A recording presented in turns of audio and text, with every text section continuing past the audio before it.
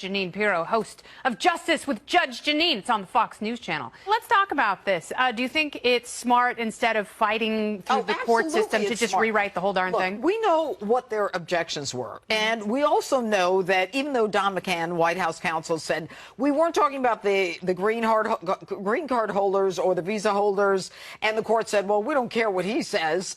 So we knew that had to be changed right away. Yeah. And there's no point in litigating something which could be mooted by a new executive order. Yeah. And so then they started looking at, in addition to the green card holders, the visa holders, well, let's talk about the fact that there was this criticism that there was a minority, the Christians, that were being referenced in this. And it made perfect sense to me, because in order to be granted asylum, if you are a minority religion in one of these countries, you get a preference. Okay. You know, the liberals couldn't deal with that. No, because they say this applies a religious test. But asylum allows for a religious test. Yeah. If you are a minority religious community and you are being persecuted. And there's a difference between asylees and refugees. Right. And yeah, perfect. Very good. And by the way, they aren't just being persecuted for, they're being killed. They're having their heads chopped off. So this isn't, you know, they're not making this stuff up. So to answer your question, yes, start all over again. Does that mean that they'll not relitigate it? They'll sue. Of course they're going to sue. Yeah. And do you think they're going to do that with every executive order that they find political disagreement with, just force it through the court system? You know what I think? I think after watching the president's joint session speech, watching Democrats who sat on their tails while the president said things like America first, or, you know, we're going to get back jobs in this country, I am now convinced that there are people who just despise him so wholeheartedly that it matters not what the man says. It may even behoove you. Well, and you don't have to stand up and cheer. I agree with that. And I pointed that out in my monologue, that, you know, there are certain things that we can all agree on. And we'd like people in this country to have great jobs. You know, we want the economy to do better. Those are our beliefs that no party, they shouldn't. So at least a smattering of polite applause if it's something you minutely agree with, especially in a centrist speech. Now, are you surprised that he didn't talk specifically about Dreamers and this sort of retooling of his immigration stance? Yes and no. I think he did. I read it into it because he said it's not going to happen without some concessions from both sides. Yeah. And you juxtapose that with what he had said ahead of time, which is, you know what, and he's hinted at this for a while. You know, these kids, they're undocumented, but they came here as young children. They were educated in our schools. And by the way, in terms of how he feels about people educated here and then going back to their home countries, I mean, why don't we take advantage of this? So I think that I think he handled it perfectly. Do you think that Dreamers should be given citizenship? I think that given that immigration will be one of his signature issues, I think he understands that there are certain things he's got to give on. Yeah. And unfortunately, with Ronald Reagan in '86, when he gave amnesty to everybody, and then so now we're going to end it, and we never ended it. He's got to end it after he makes a decision where he's going to bend a little. Unfortunately, we have to end this conversation. Come back and see me soon, Judge. I will. Always great to see you. Always great Judge to be with you. Jeanine. Ow. All right, coming up.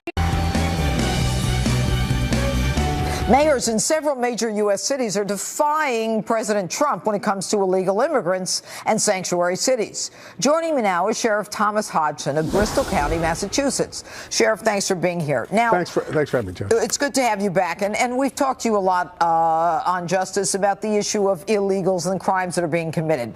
But it seems that with the election of President Trump, more and more mayors are telling the police chiefs and the members of their community that, you know what, don't worry about it. You're going to stand down and you are not going to work with federal authorities. Now, let me make one thing clear. People are always talking about the 10th Amendment, anti-commandeering and all that stuff. We don't expect local authorities to do the job of the feds. But that doesn't mean that you cannot, as a local official, give us information. Correct? That's correct, Judge. All right, good. Now, President Trump has indicated he's bringing back secure communities, which is a sharing of information. And by the way, he's also starting a victim program for victims who have been victimized by illegals. And he's going to be putting out statistics of victims who have been harmed by illegals in sanctuary cities. So what is the benefit to the politicians who are telling their chiefs that we don't want you to to work with the feds on this if they want to deport an illegal criminal? And what is the benefit to a police chief who has spent his life or her life fighting for crime victims? Well, in these sanctuary cities, the benefit to the elected officials is all about politics. It's about votes. It's about the families who are there who have illegal members that are coming into their communities. And these mayors and elected officials using this sanctuary city policy as a way to try to garner votes in favor to them. So they're pimping for votes. Let's talk about the police chiefs. You're a sheriff. You're different. But a police chief has spent his life, and I've worked with enough of them. I had 43 of them when I was the DA. All right. Each one is autonomous. They, after all the years that they have fought to put criminals in jail, going to say, gee, you know what? I'm going to let this illegal skate. I'm not going to let this American skate. What is that about? You know, Judge, I think it has a lot to do with the fact that these police chiefs are hired by mayors. Their welfare is dependent on that. But, you know, that's more troubling to me than anything. When we have police chiefs or people in law enforcement saying we're going to allow a certain class of people to be forgiven from abiding by our laws, knowingly that they're violating those laws, to me, it doesn't get any worse than that in law enforcement, and we can't have that. Frankly, I think if we're going to really start to put an impact on this problem, and I commend President Trump for everything he's doing on this issue, he's coming at it the right way, but I will tell you, yeah, maybe you have to take some monies, but some of that might impact some of the people in the community. But if you really want to make an impact and you want to see these sanctuary cities shrivel up real quick, start issuing arrest warrants on these elected officials who are also trying to become a special class of people that don't follow the law. So what you're talking about is filing a federal charge of aiding and abetting conspiracy, making them complicit in basically harboring these illegal aliens, not just for being illegal. That's not what we're talking. We're not talking about the guy who's cleaning a house or raking the lawn. We're talking about the criminal illegals who commit crimes in this country, correct? Judge, absolutely, Judge, and it's clearly spelled out in the federal law under Title 8, Section 18, 1324, and it even spells out elected officials. So it's up to 5 years per alien that you attempt to harbor or conceal. We need to send a strong message. And you never know what's going to happen under President Trump. Sheriff Thomas Hodgson, thanks so much for being with us this evening. Thanks for having me, Judge. All right. But first, my opening statement.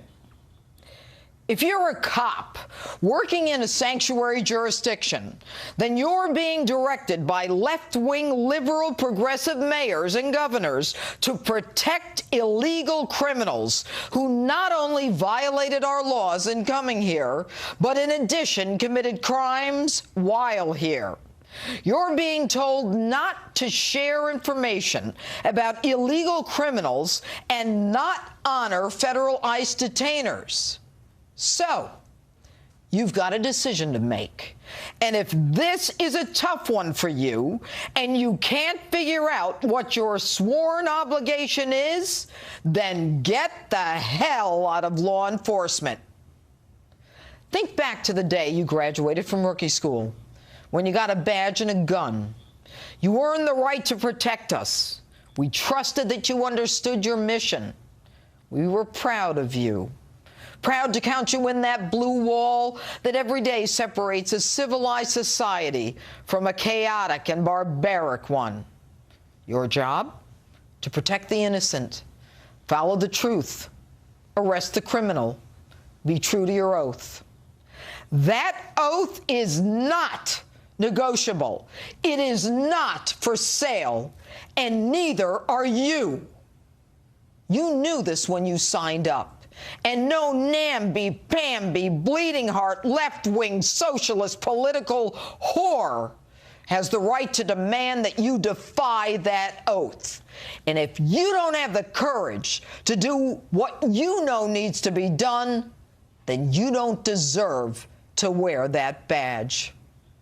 Take a look at what happens when you listen to these wimps, when you free the criminal wanted for deportation.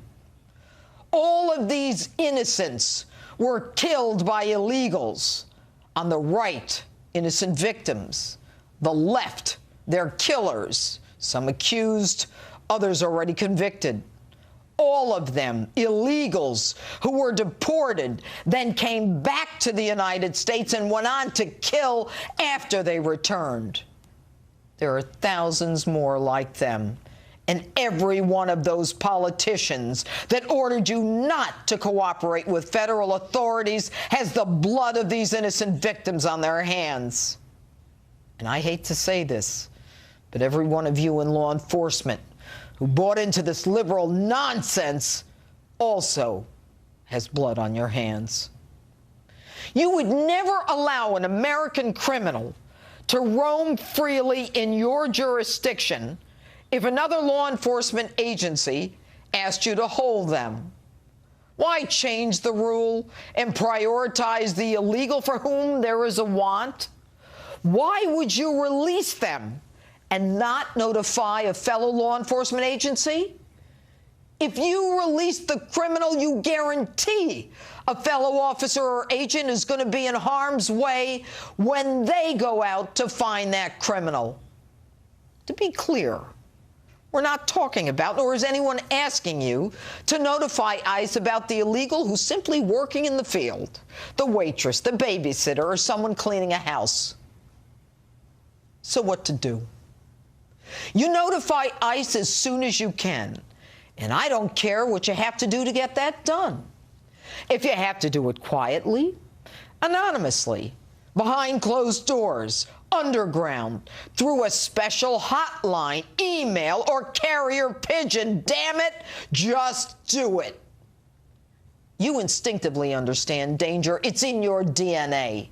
If you have an MS-13 gang member whose initiation you know requires that he beat someone to death or rape someone in front of his fellow gang members, and you don't tell ICE, you have blood on your hands. Americans have the right to know when they're in danger. Why would you treat an illegal criminal different than an American criminal? Hell, maybe law-abiding states should clear out their prisons and send their own criminals to sanctuary states. Since they're open to taking other countries' criminals, the least they can do is take ours. Can't you see that you're being used in a political tug-of-war?